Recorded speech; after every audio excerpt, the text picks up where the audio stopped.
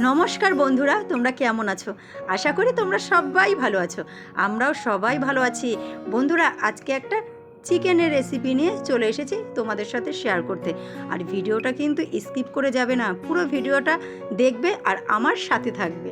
বন্ধুরা চলো, এখানে কিছু পরিমাণ চিকেন নিয়ে নিয়েছি। চিকেন রান্নার জন্য কিছু পরিমাণ পেঁয়াজ কুচিয়ে নিয়েছি, একটা গোটা টমেটো আর রসুন নিয়ে নিয়েছি কিছু পরিমাণ। এখানে আলু কেটে রেখেছি টুকরো করে। এখানে গরম মশলা আছে, আদা রয়েছে আর গোটা জিরে। তো বন্ধুরা চলো ভিডিওটা এখন শুরু করি, রান্নাটা শুরু করে ফেলি। আর এখানে কিন্তু আমি এখন তেল দিয়ে দিয়েছি গরম হওয়ার জন্য। তেলটা আমার গরম হয়ে গেছে। এখন আলুগুলোকে সুন্দর করে আমি একটু লাল লাল করে ভেজে নেব।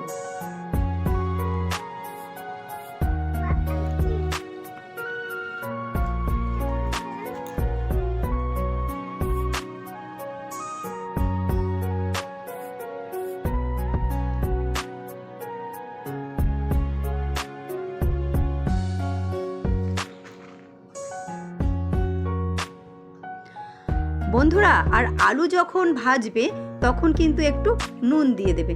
আমি আলু ভাজার মধ্যে একটু নুন দিয়ে দিলাম।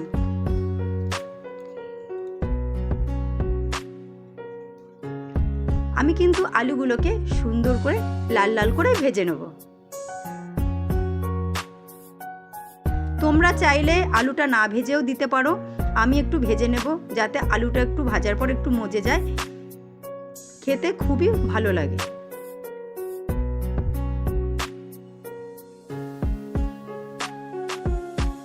বন্ধুরা, আলু ভাজাটা এখানে হোক, আমি এখন একটু মশলা করে নিই। এখানে আদা রসুন রয়েছে, গোটা জিরে আর পেঁয়াজ রয়েছে। এখানে আদা রসুন আর গোটা জিরেটা আমি এখানে পেস্ট করে নিয়েছি। আর এখানে কিন্তু আমার আলু ভাজাটা প্রায় লাল লাল করে হয়ে গেছে। দেখো বন্ধুরা, আরেকটু সময় আমি লাল লাল করে ভাজবো, তারপর আমি আলুগুলোকে তুলে নেব।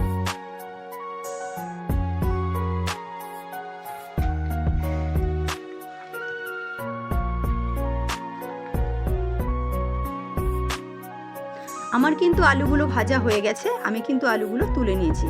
এখন ওই যে আলু ভাজার তেল ছিল তার মধ্যে আমি একটু অল্প পরিমাণ তেল দিয়েছি। তেল দিয়ে তারপরে কিন্তু এখানে ফোড়নের জন্য আমি গোটা গরম মশলা, এলাচ আর লবঙ্গ আর দুটো তেজপাতা দিয়ে দিয়েছি।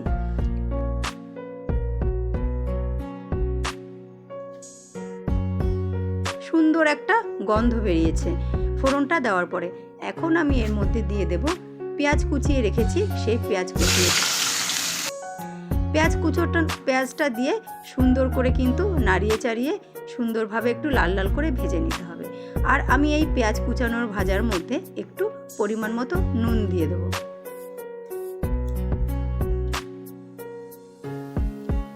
আর পেঁয়াজ ভাজার মধ্যে যখন আমি পেঁয়াজটা ভাজছি তখন নুনটা আপনারা দিয়ে দেবেন, তাহলে দেখবেন পেঁয়াজটা একদম নরম হয়ে এসেছে।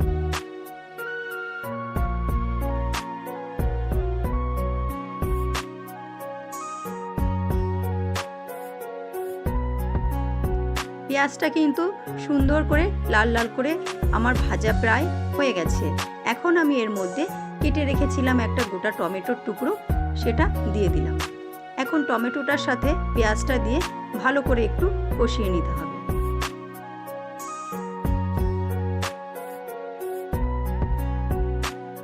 আমার কিন্তু টমেটোগুলো গলে গেছে। এখন আমি এই পেঁয়াজ আর টমেটো মশলার মধ্যে আদা বাটা, জিরে বাটা, রসুন বাটা করে রেখেছিলাম, সেই মশলাটা আমি এখন দিয়ে দিলাম। এখন এই মশলাটার সাথে সুন্দরভাবে একটু কষিয়ে নিতে হবে।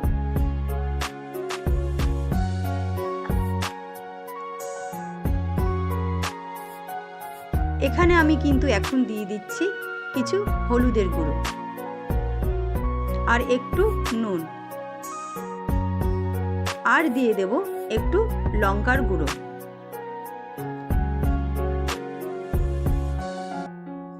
আর আমি আরেকটু দিয়ে দিলাম কালার আসার জন্য যে কাশ্মীরি চিলি লঙ্কার গুঁড়োটা রয়েছে, পাউডারটা, আমি ওটা দিয়ে দিলাম। তাহলে সুন্দর একটা কালার চলে আসবে। আর এই সব কিছু উপকরণ দিয়ে সুন্দর করে একটু কষিয়ে নিতে হবে, যাতে মশলাটা না পুড়ে যায়। এখন আমি একটু জল দিয়ে দেব।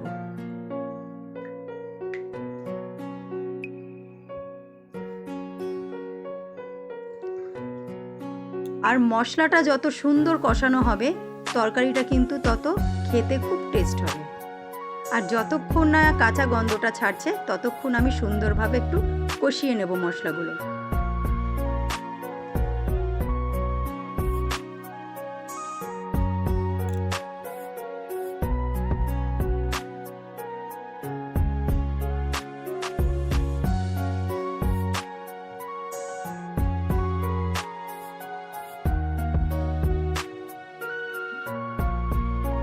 আমার কিন্তু মশলাটা কষানো হয়ে গেছে আর মশলা দিয়ে কিন্তু তেল ছাড়তে শুরু করেছে।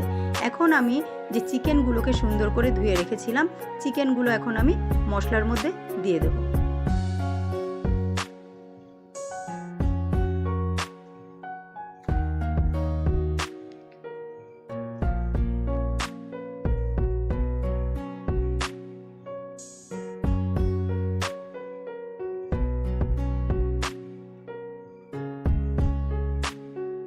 চিকেনগুলো সব দেওয়া আমার হয়ে গেছে।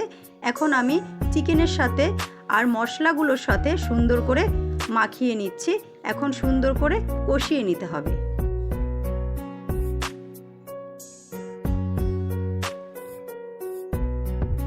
দেখতেই পাচ্ছেন বন্ধুরা কত সুন্দর তেল ছেড়ে দিয়েছে। আর মাংসটা কিন্তু সুন্দরভাবে কষাবেন। আর যদি মাংসের মধ্যে জল থাকে তাহলে কিন্তু ভালোভাবে জলটাকে টানিয়ে নেবেন কষিয়ে কষিয়ে, তাহলে কিন্তু খেতে ভীষণ সুন্দর লাগবে।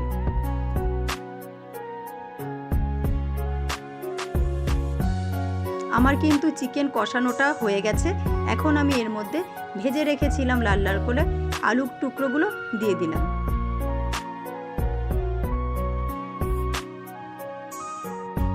এখন এই আলুর টুকরোগুলোর সাথে চিকেনগুলোর সাথে সুন্দর করে আর একটু কষিয়ে নেব।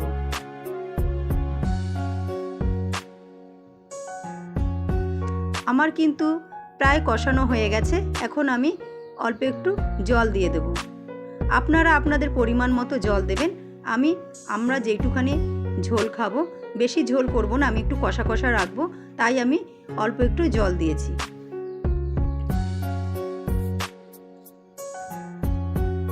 বন্ধুরা কিছুক্ষণ ঢেকে রেখেছিলাম, আমি আবার 10 থেকে 15 মিনিট পর চলে আসলাম।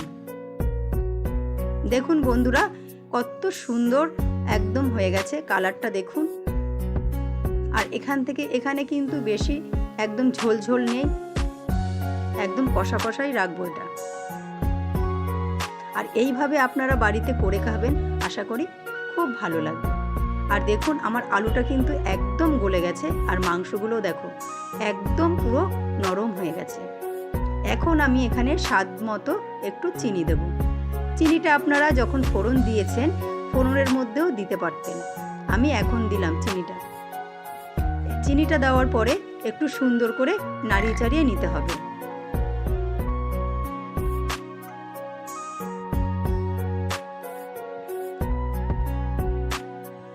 এখানে আমি 500 গ্রাম মাংস নিয়েছি, আপনারা চাইলে বেশিও মাংস নিতে পারেন। এখানে এখন আমার কিন্তু চিকেন রান্নাটা হয়ে গেছে। এখন আমি এখানে গরম মশলা দিয়ে একটু নাড়িয়ে চাড়িয়ে আমি নামিয়ে নেব।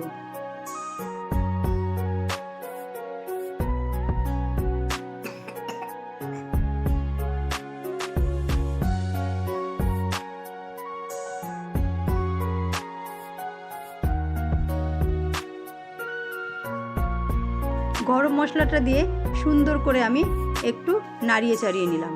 আর দেখুন বন্ধুরা কত সুন্দর হয়ে গেছে আমার চিকেন কষা রান্নাটা। তোমাদের যদি ভালো লাগে তাহলে একটুখানি লাইক কমেন্ট আর একটু শেয়ার করে দিও। আর তোমাদের একটা কমেন্ট মানে খুব ভালো, আমাকে আরও উৎসাহ করে দেয়। এত সুন্দর সুন্দর কমেন্ট করেন আপনারা, খুব ভালো লাগে। আর এখানে দেখুন আমার কিন্তু চিকেন রান্নাটা কমপ্লিট হয়ে গেছে, আমি নামিয়ে নিয়েছি। আর দেখুন কত সুন্দর হয়েছে। ধন্যবাদ।